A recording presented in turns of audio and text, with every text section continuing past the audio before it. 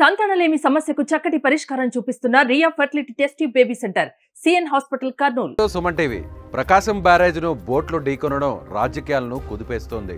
రాష్ట్ర ప్రభుత్వానికి చెడ్డ పేరు తీసుకురావాలనే ఉద్దేశంతోనే ప్రకాశం బ్యారేజ్ గేట్లను ఢీకొట్టేలా భారీ బోట్లను నదిలో వదిలేశారని, దీని వెనక కుట్రకోణం దాగి ఉందని పోలీసుల ప్రాథమిక దర్యాప్తులో వెలుగు చూసింది.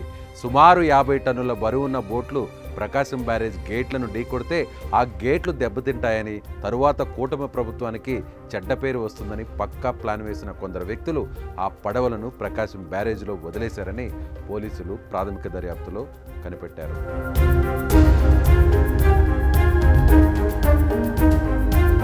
ఈ కేసుకు సంబంధించి వైసీపీ ఎమ్మెల్సీ తలసిల రఘురాంకు సమీప బంధువైన కోమటి రామ్మోహన్, అతని ముఖ్య అనుచరుడు ఉషాద్రిని పోలీసులు అదుపులోకి తీసుకుని విచారిస్తున్నారు.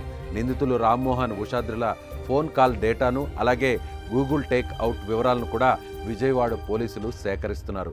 ప్రకాశం బ్యారేజ్ను ఢీకొట్టిన బోట్లలో 3 ప్రధాన బోట్లు ఉషాద్రివి అని పోలీసులు ప్రాథమిక దర్యాప్తులో వెలుగు చూసింది.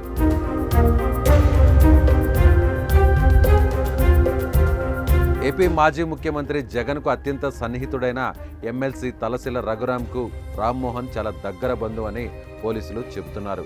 రామ్మోహన్కు ఉషాద్రి చాలా సన్నిహితుడుగా గుర్తింపు తెచ్చుకున్నాడని పోలీసులు అంటున్నారు. వైసీపీ మాజీ ఎంపీ నందిగం సురేష్ కూడా ఈ ఉషాద్రి చాలా సన్నిహితుడుగా ఉంటారని పోలీసుల ప్రాథమిక విచారణలో స్పష్టమైంది.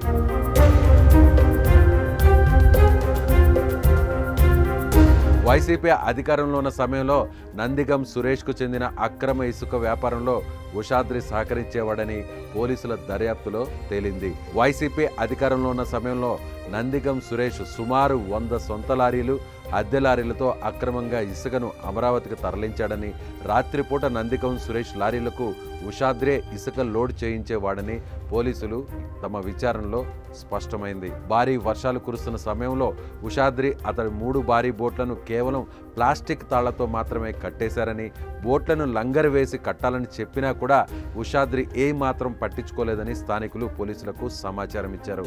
భారీ వర్షాలు కురిసే 3-4 రోజుల ముందుగానే ఈ బోట్లను గొల్లపూడి ప్రాంతం వైపు తెచ్చి నిలిపారని స్థానికులు పోలీసులకు ఇన్ఫర్మేషన్ ఇచ్చారు.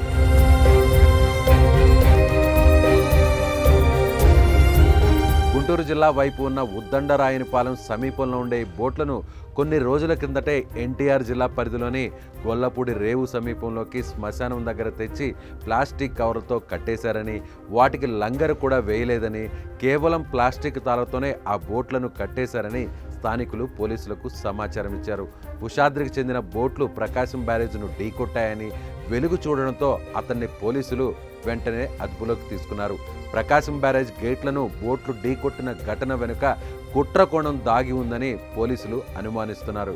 ఈ ఘటనకు సంబంధించి విజయవాడ 1 టౌన్ పోలీస్ స్టేషన్లో మొత్తం 5 కేసులు ఇప్పటికే నమోదయ్యాయి. పోలీసుల విచారణలో దీని వెనక ఎవరున్నారనేది మరికొన్ని రోజుల్లోనే స్పష్టం కానుంది.